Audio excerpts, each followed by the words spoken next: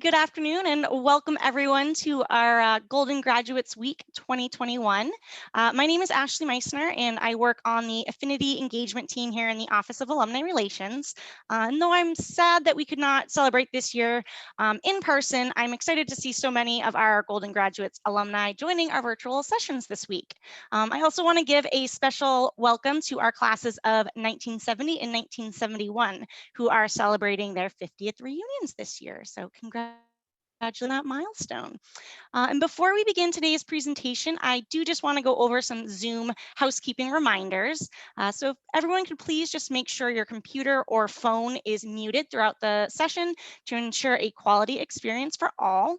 If you do have any questions for Professor Fowler, you can utilize that chat box at the bottom of your toolbar to ask any questions. At the end of the presentation, I'll read through all those questions for Professor Fowler to answer.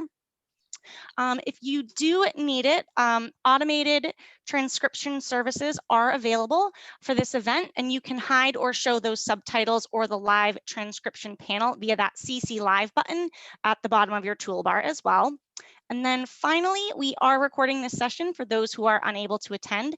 So please just make sure that you are aware of that by logging on. You do consent to this recording. So without further ado, I would like to introduce Professor William Fowler, though I know he needs no introduction to this group.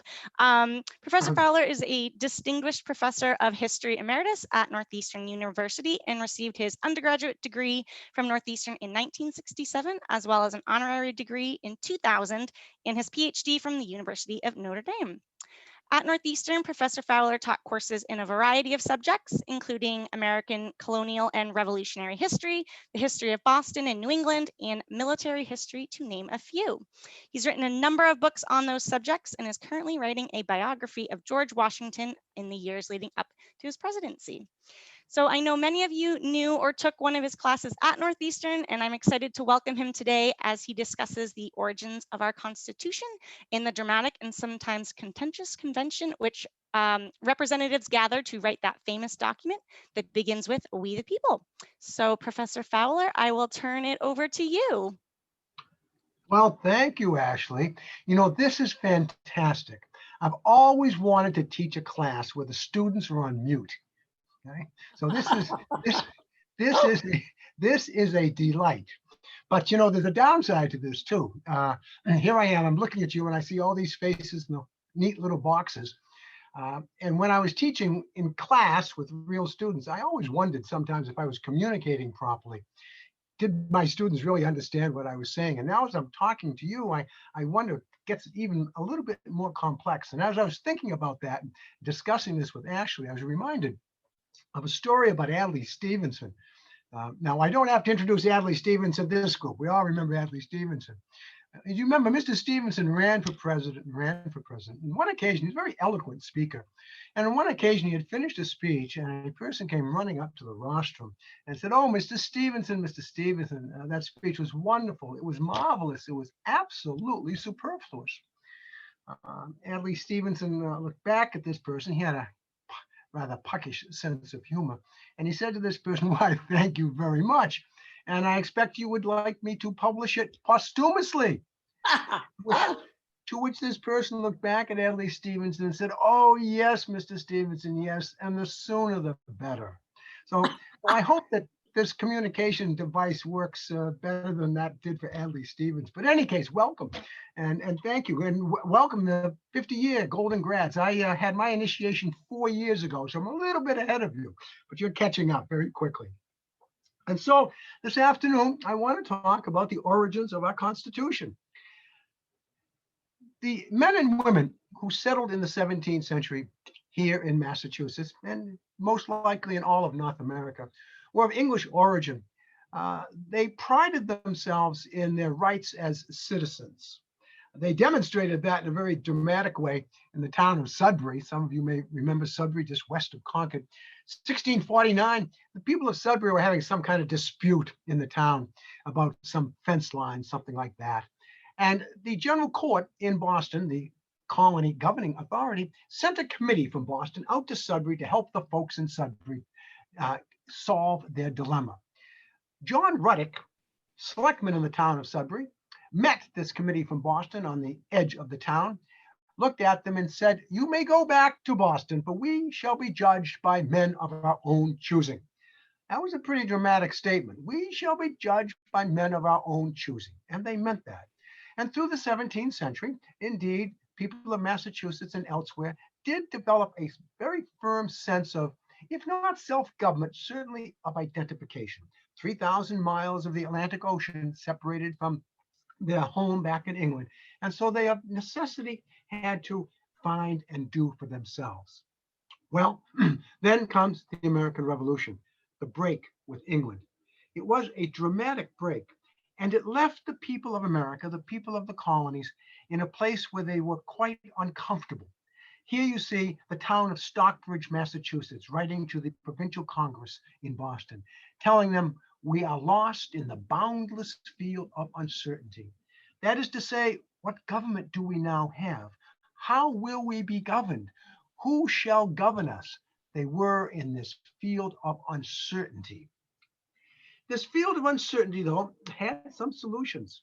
For these men and women were quite accustomed not only to this self-identification, but to documents. They depended upon written documents, not just word of mouth, not just tradition, but documents preserved their rights. 1215, the Magna Carta, when the barons confronted King John and demanded that the king sign this Magna Carta, articulating the rights of the baron and the limits of the king. Again, a written document. They wanted to see it in print. In 1620, when the Pilgrims arrived in Plymouth, they too came from this tradition. When they arrived at Cape Cod, it was not the place they had intended to be. They had intended to settle further south in Virginia, but storms, shoal waters kept them there in Cape Cod at Provincetown. Since they were in a place that they really had no legal right to, they were concerned to establish in writing their rights. They were particularly concerned because aboard the Mayflower, there were many people who were not pilgrims. They were, as they described them, strangers. So they wanted to be sure that they had a method of governing this new colony. And so they gathered in the great cabin of the Mayflower, and there they drew up this document. We call it the Mayflower Compact. It was their agreement among themselves to rule and to govern themselves. They signed it, and it became their governing document. In the name of God, Amen. That sense of written document articulating the rights of people carried forward. In 1629, the Massachusetts Bay Company was established, a company that was intended to establish a colony north of Plymouth in a place that would be called Boston. But before they came across the Atlantic, the king granted them this charter, Charles I. What is most interesting about this charter is where it rests today. The king granted many charters in the 17th century. But in every case, the charter that was granted to whatever company was established, whatever group was going, the charter was always kept in London. For there was an understanding that where the charter rests, there was the headquarters of the company. And the king always wanted to be careful that he had control over the company. And the best way to do that was to keep the headquarters in London. The Puritans in 1629, in a very clever ploy, brought this charter with them, which means, in a symbolic sense at any rate, the headquarters of the company now was not in London, but it was in this new place they called Boston. And this charter, which you see here in this slide, is still in Boston. It's on exhibit at the Massachusetts State Archives. It was of enormous importance. For what this charter did is it established a self-governing system. There would be what they called, and what we call today, a legislative body, the General Court. And so it would be the General Court, the Massachusetts Bay Company, that would govern this colony. So again, this sense of identity, this sense of self-government, not separated yet from the king. They're still good subjects of the king, but separation, distance, and time was making them quite different. The notion of charters continued. 1662, the king granted a charter to the Connecticut colony. The charter, the Connecticut Charter, also came. It was in Hartford. And this troubled the king. In 1687, the king revoked the Connecticut Charter. The people of Connecticut physically took their charter and hid it in the hollow of an oak tree so that the king's agents couldn't find it. And by the way, those of you who might travel between Boston, Hartford, New York City, when you go by Hartford, you go across the Charter Oak Bridge. And the Charter Oak Bridge memorializes the moment when the people of Connecticut hid their charter to keep it safe from the king's agents. Written documents, 1689, King James II is thrown out and William and Mary come into power. But William and Mary come into power with the authority of Parliament, and Parliament passes a Bill of Rights. Again, a bill, a document that articulates the right of Englishmen and the limitations on the monarch. So this deeply, deeply held belief in written documents, in the rights of citizens, the rights of subjects, and limitations upon the crown were embedded in the American psyche. Well, of course, comes the American Revolution. And there they are, that boundless uncertainty. In this boundless uncertainty, it was necessary to have some governing instrument.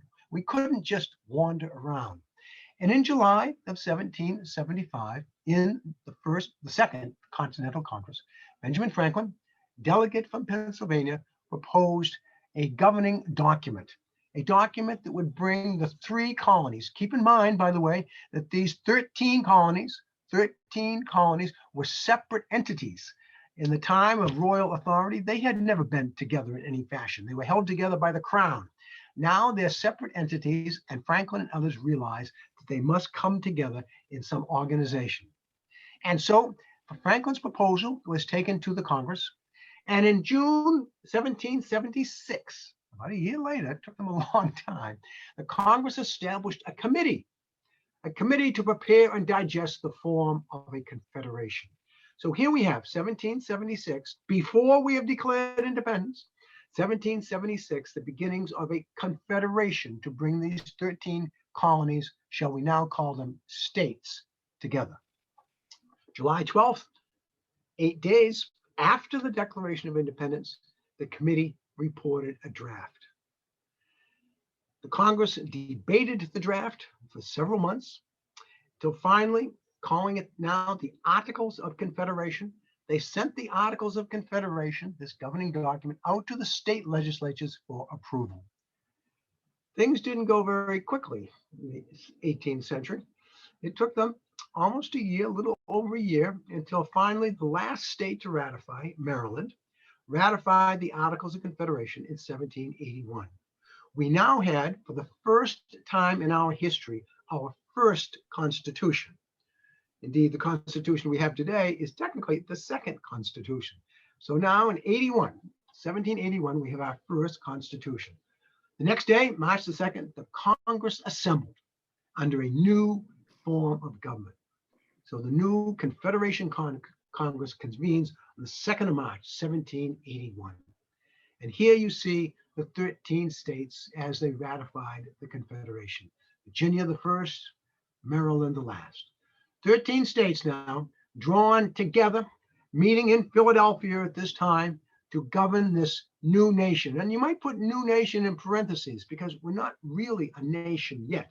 Held together by the Revolution, we have a common enemy, the British, a common desire, independence, and now we have an instrument of government.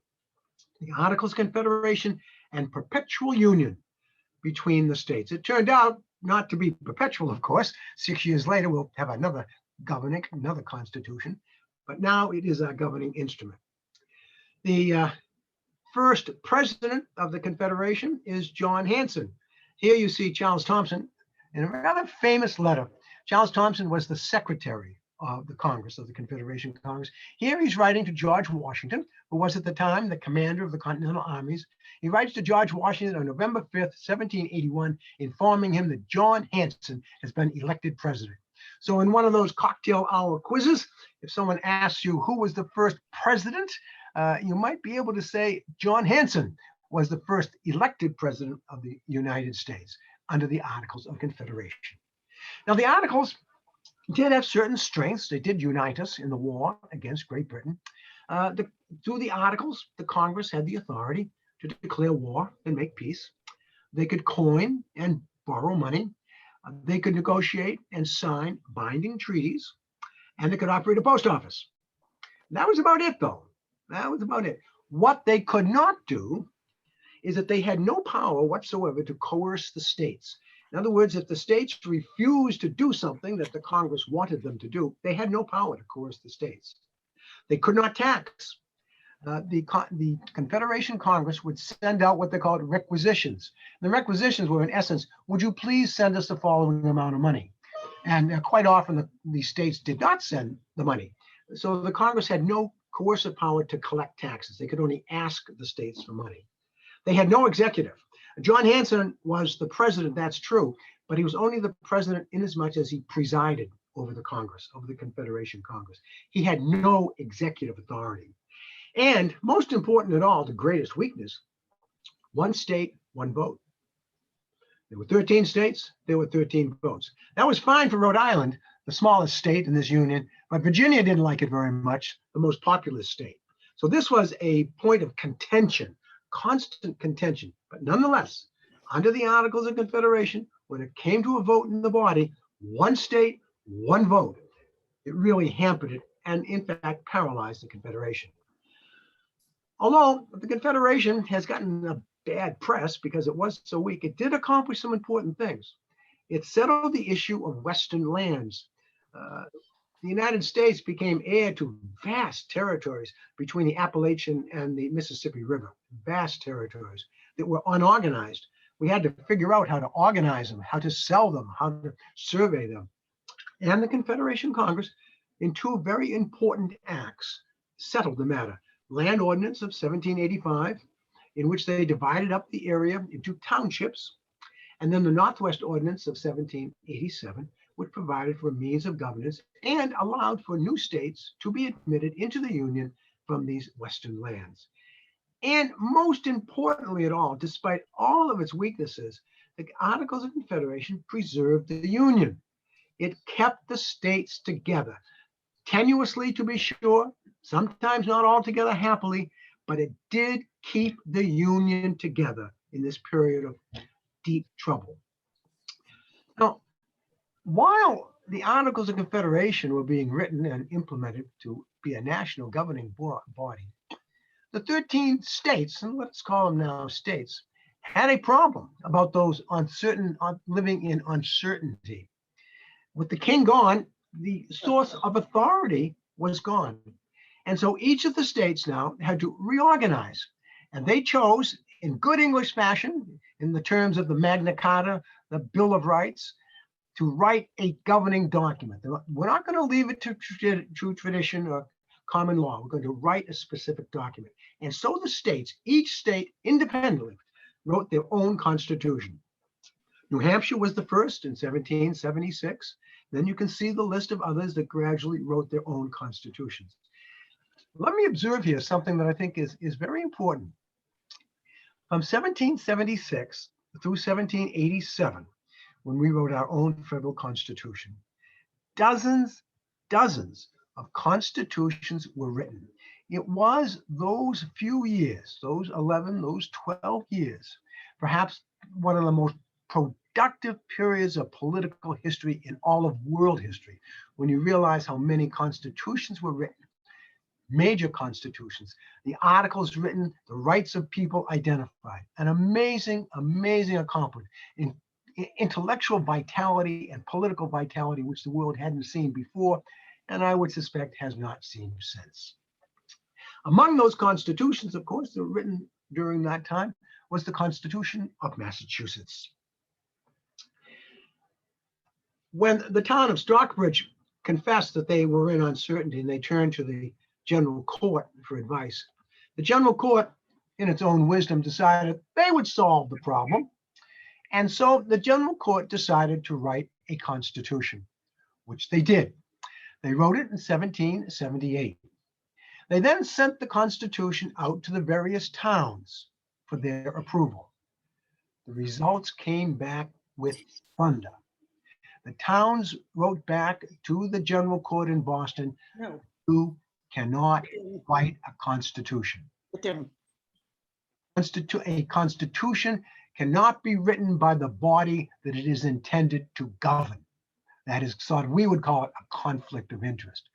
Constitution must be written by an independent body.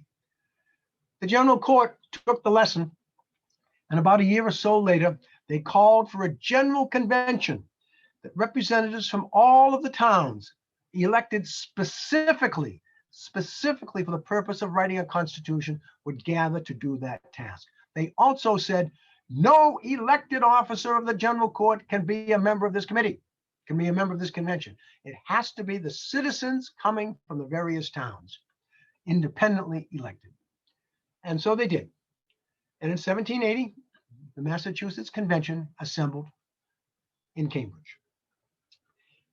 The convention was a rather large group, well over 300 people. They couldn't write the Constitution, so they appointed a committee of 3 people.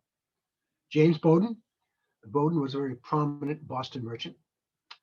John Adams, who probably needs no introduction, and his cousin, Samuel Adams. Well, Bowdoin and Samuel Adams were wise enough to turn to John and say, John, why don't you do it? John Adams, by the way, prided himself, if you read his writings and his diaries, he prided himself on knowing everything there was to know about a constitution. He probably did. He might well have been the best informed person. In any case, he leaped at the task to write a constitution. What an opportunity. He went home to Braintree, told Abigail what he had been assigned to do. And for the next few weeks, John Adams stood at his desk. He had a stand-up desk, by the way. John Adams didn't sit. He was at his stand-up desk. He finished the task. He wrote a constitution. Excuse me. The constitution that he wrote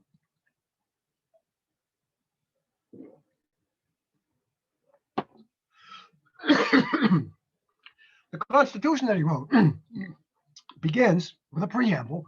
Excuse me. Begins with a preamble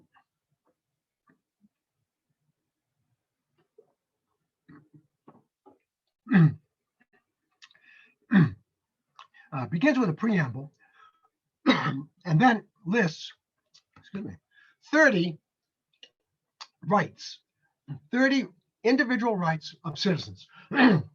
Keep in mind, by the way, that our own Constitution only has 10. John Adams thought that the citizens of the Commonwealth should have 30. And by the way, it is John Adams who selected the term Commonwealth. He didn't like the term state.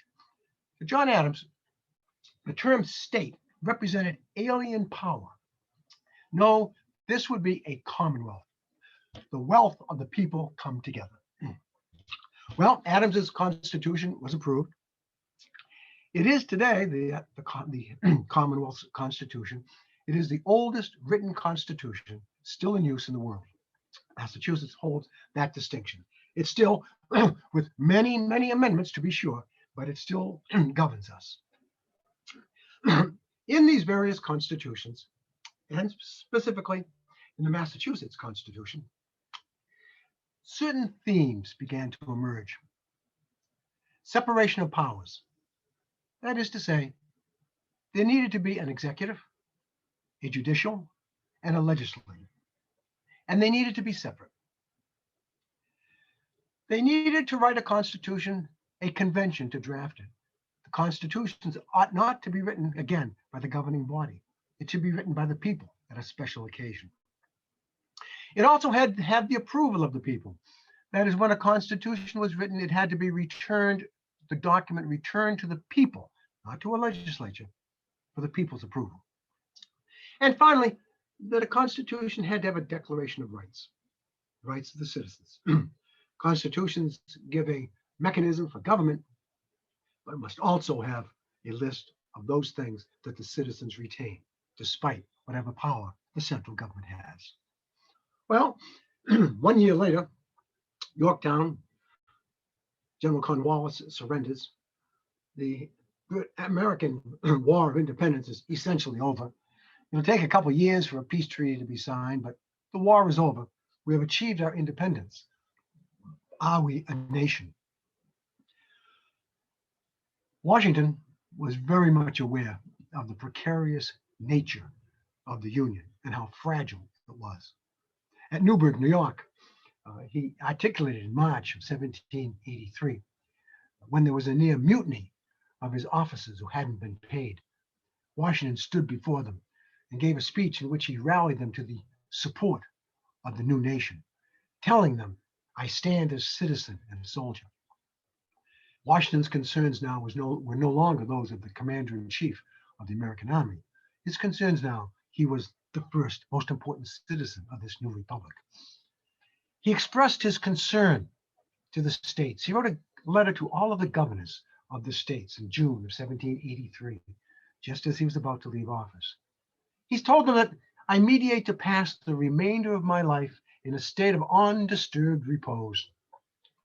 But before I carry this resolution into effect, I think it is a duty incumbent upon me to make this my last official communication, to offer my sentiments respecting some important subjects, which appear to me to be intimately connected with the tranquility of the United States. He then went on to articulate the things that troubled him, and he concluded, if the citizens of the United States should not be completely free and happy, the fault will be entirely their own. This was his message to America. We have won the war. What now will we do in the peace? This circular letter called for an indissoluble union of the states under one federal head, a sacred regard to public justice, the adoption of a proper peace establishment, and the prevalence of that pacific and friendly disposition among the peoples of the United States, which will induce them to forget their local prejudices and policies, to make these mutual concessions which are requisite to the general prosperity, and in some instances to sacrifice their individual advantages to the interest of the community. So here is Washington, the Virginian, speaking for the entire nation. Well, shortly after that, Washington rode to New York. The British had just evacuated the city. They were gone. He came to New York for a very special purpose. He came to New York to say goodbye to his officers. And in a very emotional moment at Fraunces Tavern in New York City, he gathered with the officers who had served him so well during the Revolution. And here you see Washington embracing Baron von Steuben. It was a very emotional moment. It was the end of the Revolution, the end of the war. Washington was bound home. But there was one more thing he had to do before he reached Mount Vernon. This is the commission that he had been given in July of 1775 by the Continental Congress. His commission as commander-in-chief is a document that he carried with him, literally carried with him for the entire Revolution. He was now to return that document to the Congress. By this time, the Congress was meeting in Annapolis, Maryland.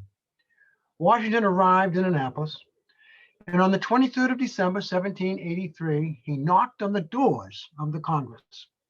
They admitted him. They remained seated while the commander-in-chief walked into the body. They would not stand in deference to the military man. He instead took his hat off in deference to them. He then made a short speech in which he thanked them for their support. He then took that document out of his hands, and here you see him handing his commission to the President of the Congress, Thomas Mifflin. His job was done. He was returning to Mount Vernon, a place he reached on Christmas Eve, 1783. He returned to Mount Vernon, he said, to sit under his own vine and fig tree, never again to be in public service. Of course, that was not to be. For the war was won, but the peace was so fragile. The Union was fragile. There was much bickering, many, many difficulties. Foreign powers didn't wish us well. The Spanish were across the Mississippi glaring at us. The British were still up in Canada looking down upon us. In fact, the British still occupied American forts within American territory. And so Washington knew very well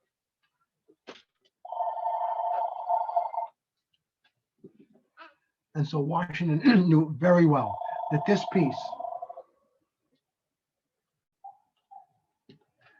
peace was so fragile.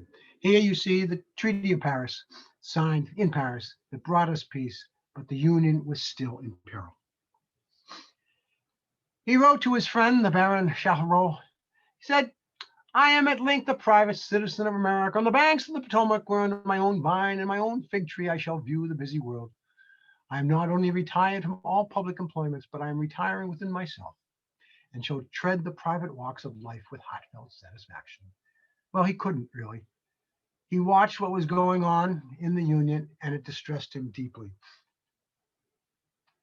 In March of 1785, Washington hosted a meeting at Mount Vernon. The states of Virginia and Maryland were in dispute over navigational rights on Chesapeake Bay. Their boundaries conflicted. And so it was suggested, why don't these two states get together and solve this? They did, and Washington said, in essence, well, why don't you come and meet at Mount Vernon? He was not a member of either delegation, either Maryland or Virginia, but he was the host. It turned out to be a remarkable event that the Virginia and Maryland delegates solved their problems. Well, if Maryland and Virginia could do this, why can't the rest of the states come together? It was an idea that was born there at Mount Vernon, an idea that Washington supported. And so someone just won't give up here. You're very popular today.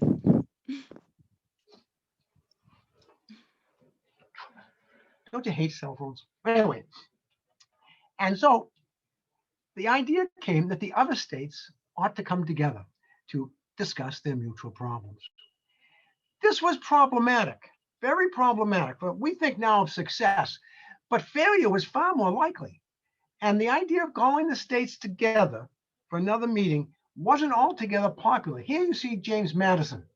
He writes to Washington, I think it better to trust to further experience and distress for an adequate remedy than to try a temporary measure which may stand in the way of a permanent one. What Madison is saying there is we haven't suffered enough, that we need to suffer more as a people before we'll come to the realization of a stronger union.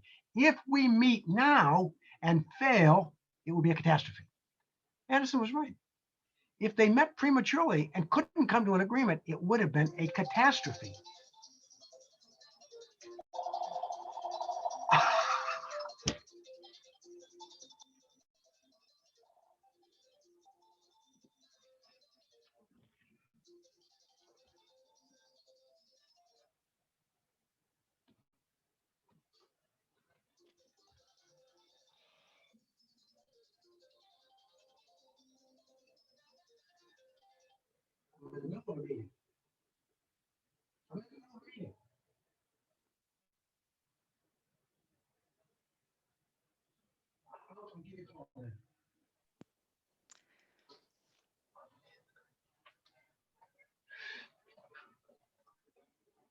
And so the idea then, Someone is really trying to get a hold of you. what is it?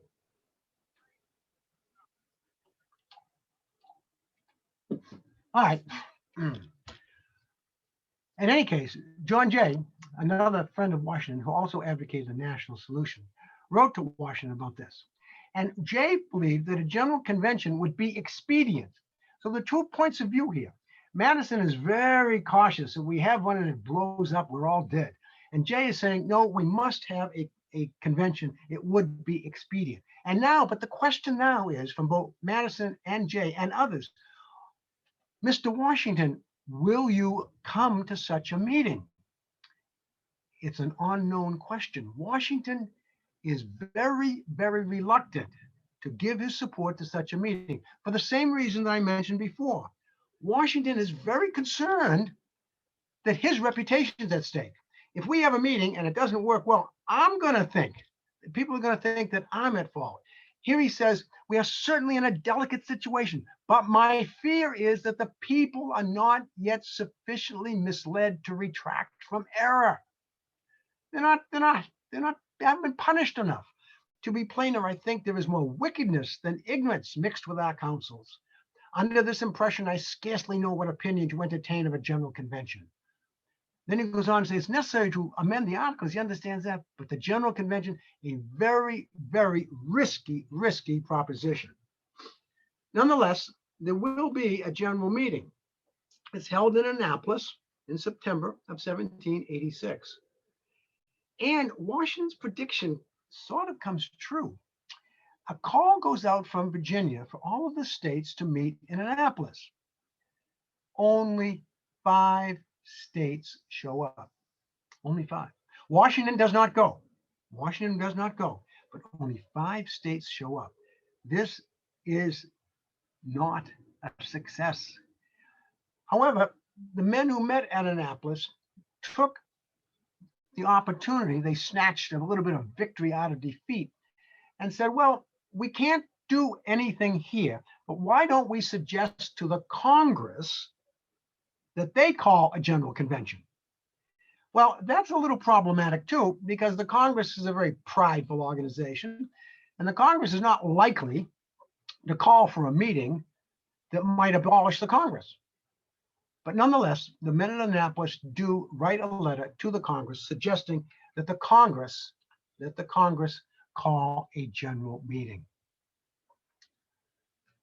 Here you see Madison explaining to James Monroe, his friend, the plan. Unless the sudden attendance of a much more respectable number takes place, it is proposed to break up the meeting with a recommendation of another time and place. So that other time and place now, they recommend to the Congress sitting in Philadelphia. And here is the government. They write to the Congress September the 14th, 1786. Your commissioners, the men meeting at Annapolis, cannot forbear to indulge in expression of their earnest and unanimous wish that speedy measures may be taken to effect a general meeting of the states in a future convention, to meet at Philadelphia on the second Monday in May next, to take into consideration the situation of the United States. Now, please note, there's no clarion call here. We're going to write a new constitution. None of that, because if they had said that to the Congress would have dismissed them out of hand. Here, they're very clever. They're leaving the power in the hands of the Congress to call the meeting. And here you see the men who signed that from the 5 states that were there present at Annapolis. Well, this is a newspaper article that's not terribly readable, but between 1786, after the Annapolis Convention, and in the months to come, things get worse. Washington and Madison's concern that we won't be able to move ahead until things get worse were fulfilled. Things got worse. They got worse in Massachusetts, in the western part of our Commonwealth. Farmers and others who are in debt were paying heavy, heavy taxes. Finally, in desperation, these farmers took up arms and closed down the courts. They closed down the courts so that foreclosure proceedings could no longer take place. The man who emerged as the leader of this rebellion was Daniel Shays. Here you see Daniel Shays. He was a former captain in the Continental Army. Shays now comes to lead these farmers in what comes to be known as Shays' Rebellion. It's not really a rebellion, but it is physical violence, threatening law and order. It sends shivers to the establishment in Massachusetts and throughout the colonies. Here is evidence of discontent, riots. Remember, we're only a few years away from a revolution. This smacks of revolution, only of another sort, a revolution against us. James Bowdoin, who is now governor of the Commonwealth, helps to raise an army, a militia army in the eastern part of Massachusetts, from Suffolk, Middlesex, and Essex counties, under the command of General Benjamin Lincoln from Hingham, Massachusetts. General Lincoln, with the militia, marched west to put down Shays' rebellion. At the Battle of Petersham, Shays and his men are rather easily. They weren't well organized. They weren't a great danger or a great threat. But nonetheless, the loyal militia puts down the rebellion. Shays and his men scatter and disappear, some fleeing into Vermont, off to New York. Here at the battle, at the site of Petersham, is a memorial today. In this town, on Sunday morning, February 4th, 1787, Daniel Shays and 150 of his followers in rebellion against the Commonwealth were surprised and routed by General Benjamin Lincoln in command of the Army of Massachusetts after a night march from Hadley, 30 miles through snow and cold below zero. This victory of the forces of government influenced the Philadelphia Convention, which 3 months later met and formed the Constitution of the United States.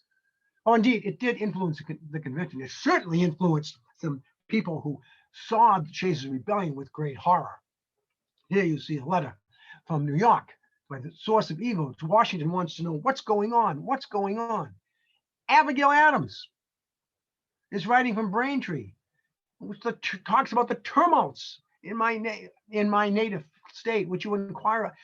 She's writing to Jefferson. I wish I could say that reporters had exaggerated them. It is true, sir, that they have been carried so alarming heights as to stop the courts of justice in several counties.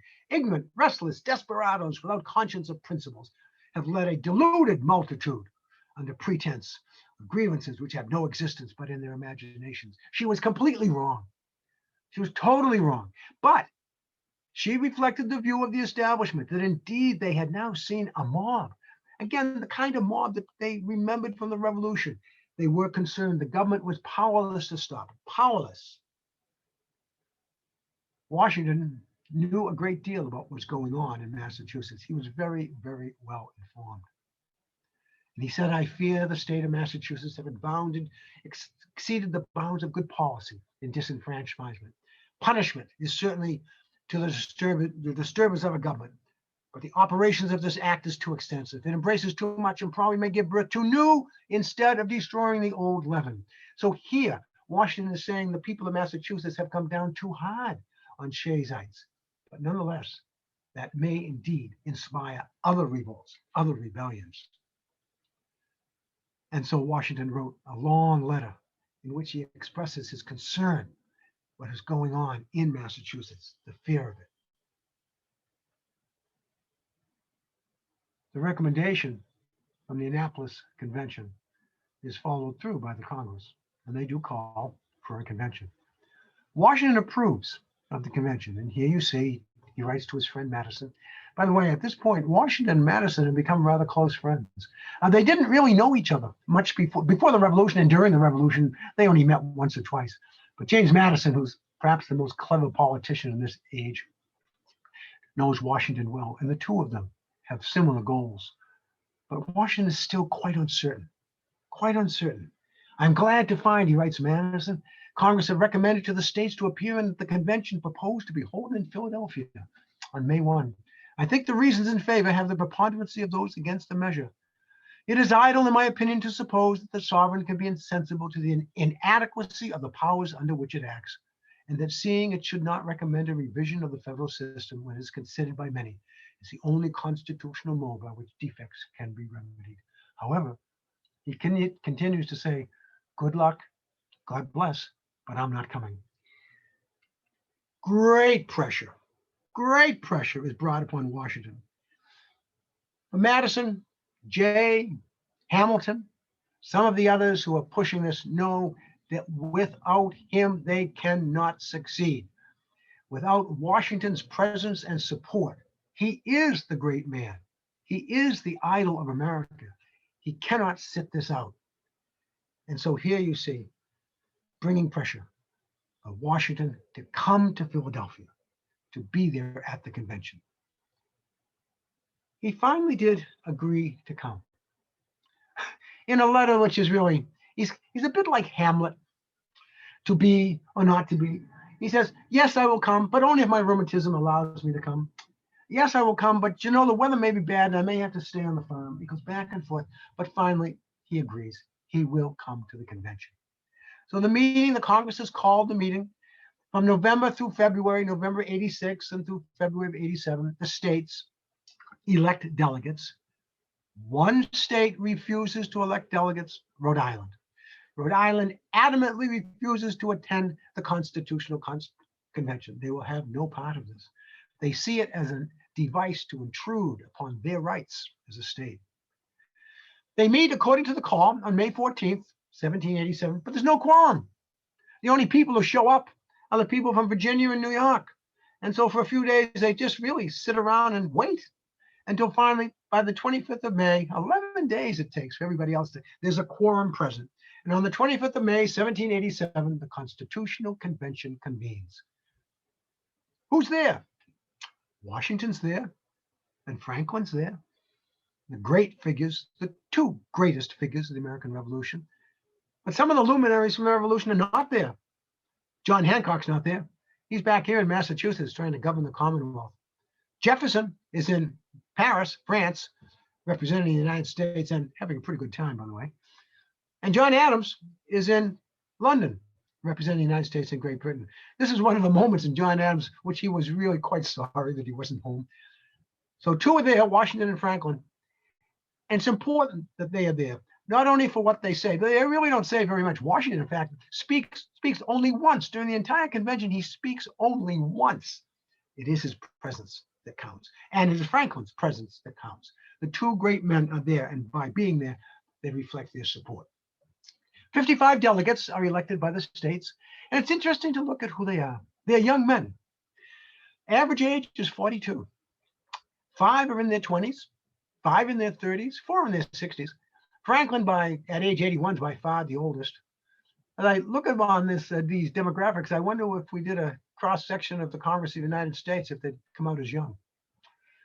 All were chosen by the state legislatures. They were not chosen by popular vote. 41 of them, a clear majority, had been members of Congress, Continental Congress, Confederation Congress. 35 were lawyers. All were well-to-do. Washington and Robert Morris in particular, probably the wealthiest men in America. 8 were foreign-born. So it's interesting, not cross-section really. These I didn't bother to mention, by they're all white male. Okay? So they're relatively young, white men, male, reasonably well-educated, not all university graduates by any measure, but mostly very experienced politicians, very experienced politicians. That experience is very important. John Dickinson, one of the delegates from Pennsylvania, would later remark, experience must be our only guide, for reason may mislead us. And these were practical men. Experience would guide them. So May 25th, the convention convenes. And of course, one of the first things they do is they elect George Washington to preside. Washington was an elected member of the Virginia state delegation. Because he is the presiding officer, he does not speak. Even on those occasions when he could speak, permitted by the rules, he didn't. He spoke only once, 88 days, once he spoke. He never participated in debate. The convention convenes, and immediately Virginia puts on the floor what's called the Virginia Plan. Now, it comes from Virginia, the largest state. The Virginia Plan is a plan that favors the large states. It calls for a supreme legislature that will elect the national executive and elect the judiciary. The rub, though, is that the legislature will be chosen according to population. Virginia holds 20% of the population of the colonies. So that Virginia, with Massachusetts and New York, and maybe one other state, could control everything. Totally unacceptable to the small states. And it is thrown out. They will not accept this. A plan that's in the reverse of this is New Jersey, small state plan, okay, that favors the small states. But the New Jersey plan is also rejected. So here we are in deadlock. The big states don't get their plan, small states don't get their plan, and then there is the compromise. It is the compromise that made America. Everyone agrees that this should be a two-house legislature. Let's just call it an upper house and a lower house. Let's just call it the Senate and the House of Representatives. The compromise is simple and ingenious. The lower house will be represented according to population. So many representatives for so many citizens. The upper house will be equal. 2 senators from every state, 2 senators. And to further divide power, only in the House of Representatives can money bills be originated. That is, taxation can only begin in the House. The Senate, though, has its own prerogatives. It approves presidential appointments, the advise and consent power. It is a compromise that works. No one's happy with it, by the way. We ought not to think everybody stood up and clapped. No. This is a compromise. Both sides have given in. Both sides are grumbling a bit. But they understand that the worst thing that could happen is that this convention failed. Because if it failed, the Union would collapse. There's no question about that. It would have been the United States of New England, the states of the South, the middle states would go somewhere, and England would grab off some, and it would be a total disaster. So grumble though they may, they had now come to the nub of the solution. And the Connecticut Compromise, as it's described, keeps the convention together. They make other compromises. Slaves will count as 3/5 of a person, for example. Okay? Other compromises back and forth. On July 26th, the convention adjourns. And when they adjourn, it's only a temporary adjournment. They have this document, but if you saw the original document that they had on the 26th of July, it's really kind of a jumble, the jumble of things. So they appoint a committee of style. And this committee of style is to reorganize this. Organize it. It was written almost in a narrative way, and it was hard to make head and tail of it. So the committee then sits down, this committee of detail is called, latest style and detail, divides it up into seven articles. Very logical. The original Constitution, again, was just a narrative. Now the committee said, no, it's divided into articles so people can understand it. And within each article, there are sections, all very, very, very logical. And so they report back, the committee of style reports back the final draft of the Constitution. And after some more debate a little bit, well, the most important change they made in the final document, in the original draft, the preamble read, "We the states." No, the amendment was, "We the people." Small, but important. It's not the states that made this Constitution. It is we the people, which Lincoln will remind the Confederacy of in 1861, that they have no right to secede, for the people made the Constitution, not the states. It's approved, signed. Washington then writes a letter, wonderful transmission letter, to the president of the Confederation Congress. "Dear sir, here's a new Constitution. Hope you like it." And in the meantime, ratification begins. It had been agreed in the Constitution that approval of this document would go out to the states, where in the model of Massachusetts, special conventions must be called in each state to approve or to reject this document. You could not amend it, by the way. It had to be an up or down vote. Or no, we approve it, yet if this and that. No. Yes or no. Yes or no.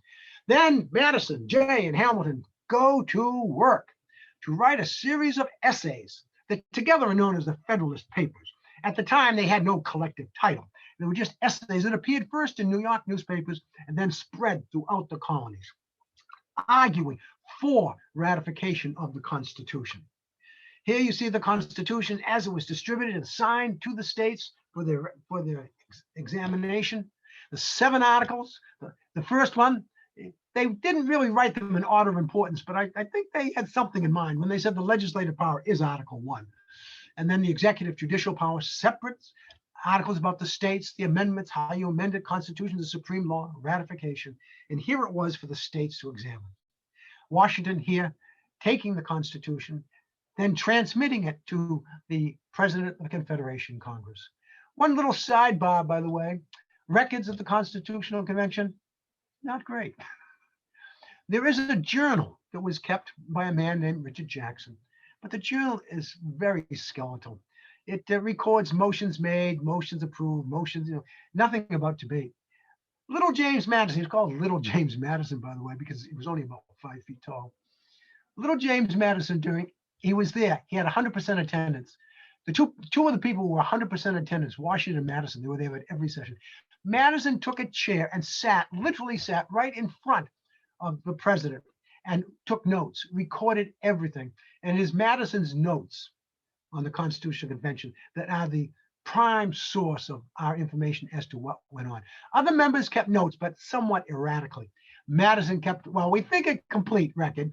It was Madison's recording of what he heard. So there are some points of Madison's notes which are up for discussion. But it's Madison's notes that help us retain what happened there.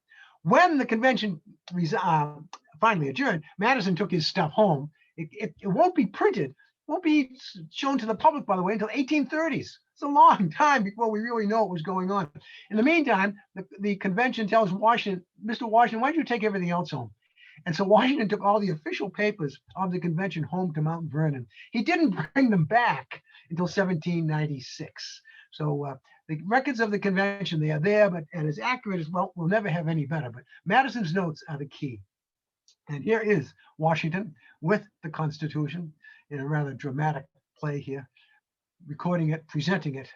The Committee of Style has presented it to him, which he will now present to the Congress, to the convention, which they approved.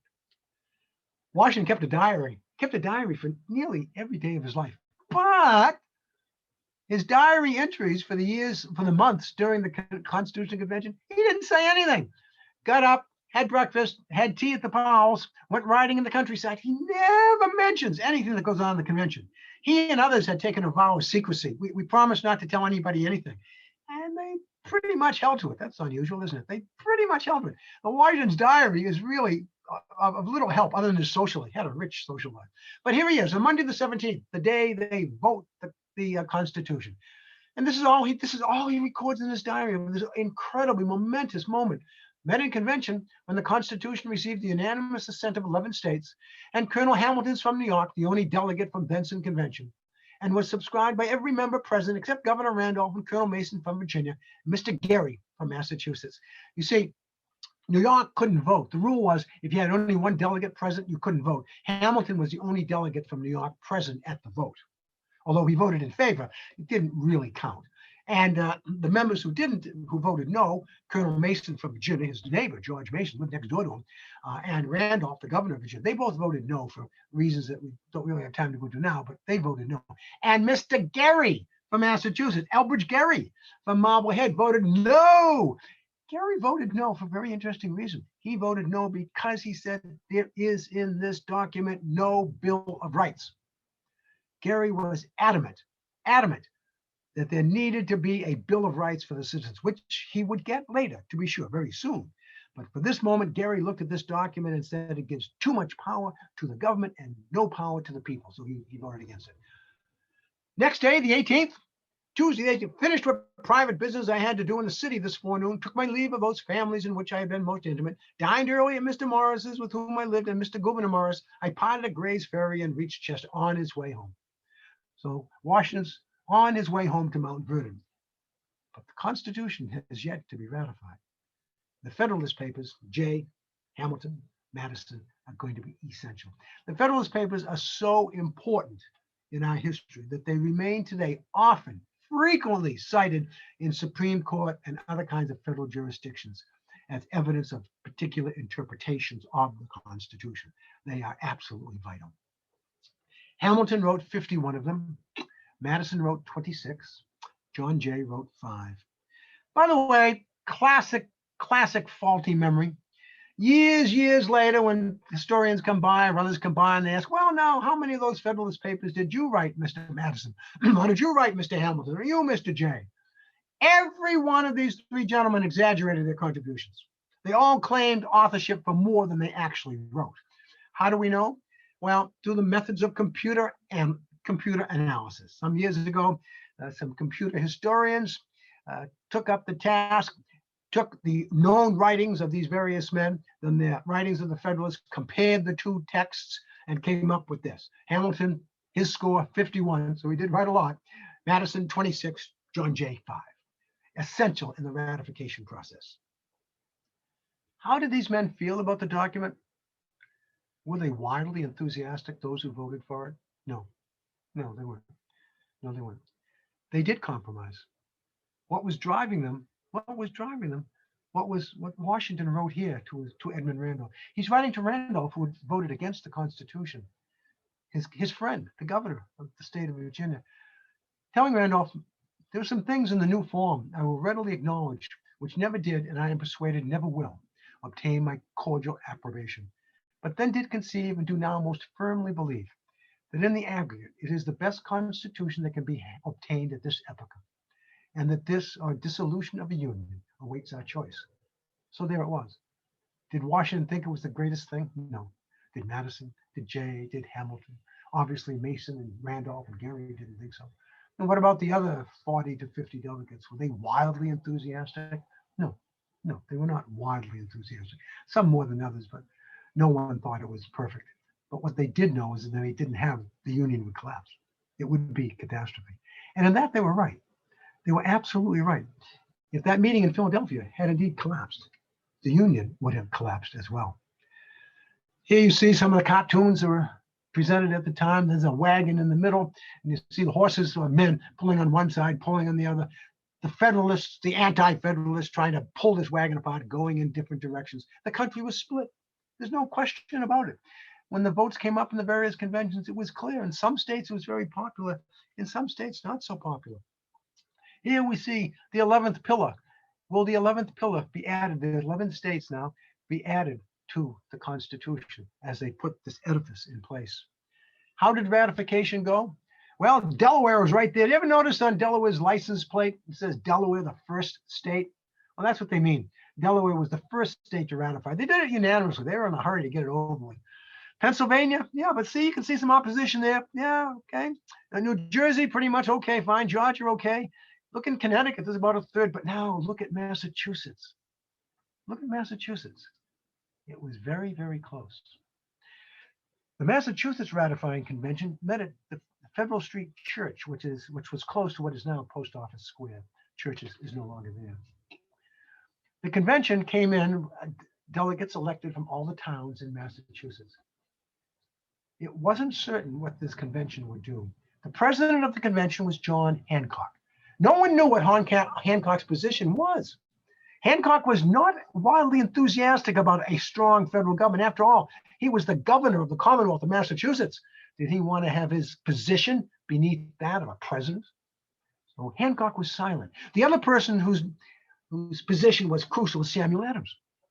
Samuel Adams was a parochial man, a great revolutionary, but he loved Massachusetts and Boston most.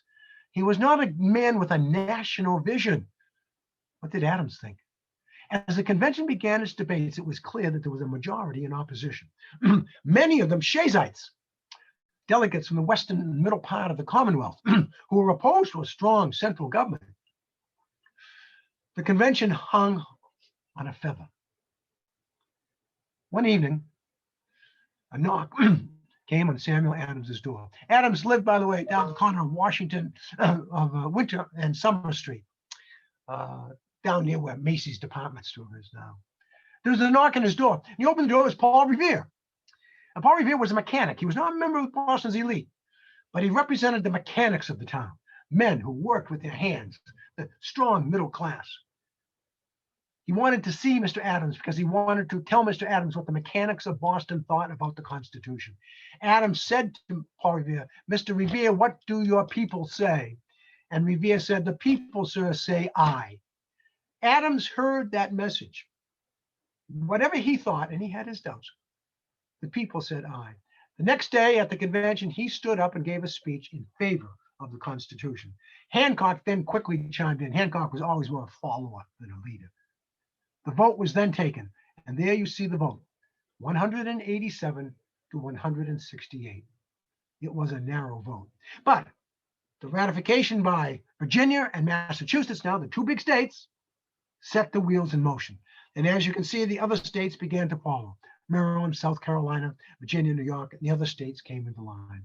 And so the Constitution was approved and ready to set into action a new government. In the approval process, no one said it, but everyone knew it, that the first president would be George Washington. Even George knew it. When he was notified, by the way, of his election, which was unanimous, he said, "I now go on to my place of execution." But he went. In their approval, several of the states, Massachusetts and in this one, Virginia, said, "Yes, we approve the Constitution, but we recommend," there couldn't be a conditional approval, "we recommend several amendments."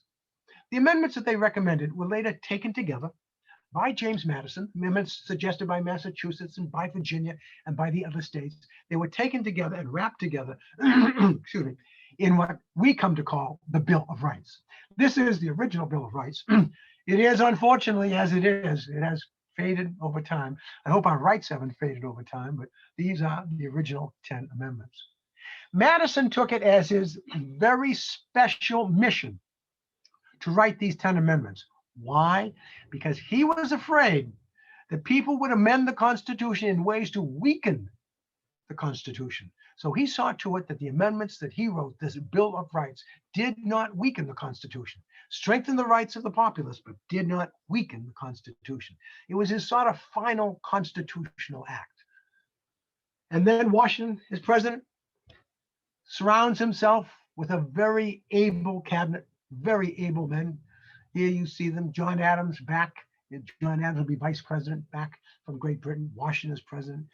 Edmund Randolph, who had opposed the Constitution, but now comes into the fold as Attorney General. Hamilton, Secretary of the Treasury. His old friend, Henry Knox of Massachusetts, will be Secretary of War. And of course, Thomas Jefferson, another Virginian, back from England, will be Secretary of State. An extraordinarily able group of men. A very interesting group of men led by Washington. The document itself, of course, enshrined there in the National Archives. Not always so, by the way. It had an unhappy history. After its signing, it kind of went from pillar to post.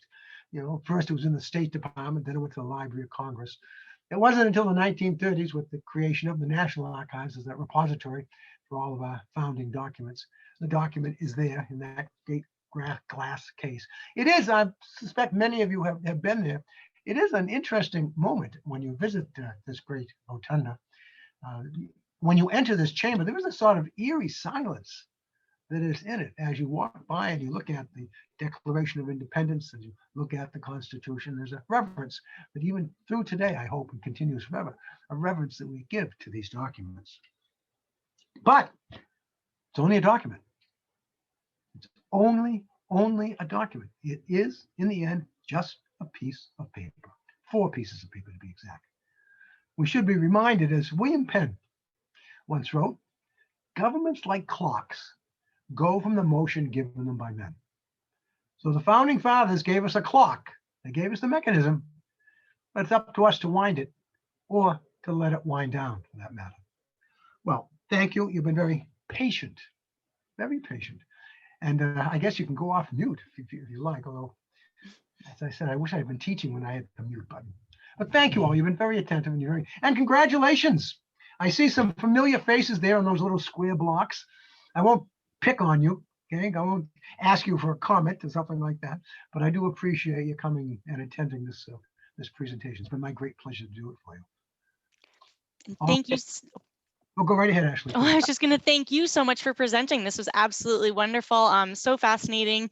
Lots of information I certainly didn't know before. So thank you again. And if you have some time, we can take some questions. If anyone has any questions, if you can put them in the chat box. And I do have one question from someone. So you had mentioned how unique the formation of our country was in creating a union and a constitution. I'm curious as to how organized all of the men were in generating all these documents to lead themselves, without the benefits of rapid communication and, kind of our social constructs of today.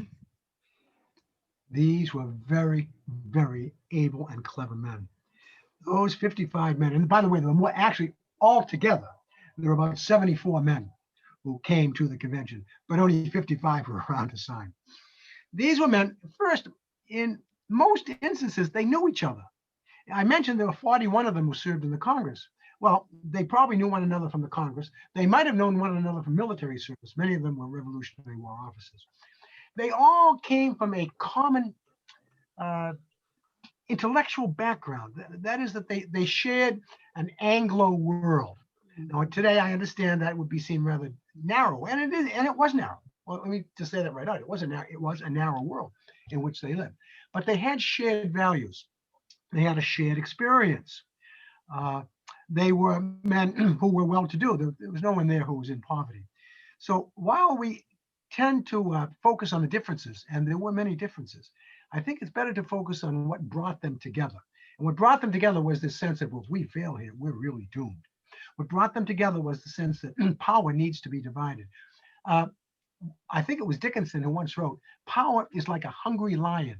It roams about seeking to devour liberty. And they believed that They believed that power, sovereignty, they would call it, was absolutely necessary, but it needed to be limited. And the question was, of course, how to limit sovereignty, how to limit power. That was one of the real, and they managed to do it by dividing power within the government, judicial, legislative, and executive. And they managed to do it by reserving powers for the states. One can argue what's happened to that division of power over the generations since 1787. That's an open question. But initially, the founding fathers did share. They shared that view. They were worried. Power worried them. They wanted to be certain that it was divided. What threatened them most of all was democracy. The word democracy sent shivers up and down their spine.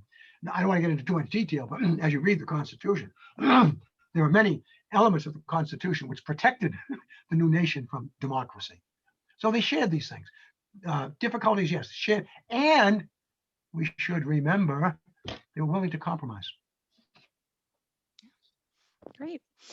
So I'm curious, with Rhode Island refusing to show up to the convention, was the kind of result for them that they had to sort of ratify what was given to them? Was there any kind of pushback from them on that?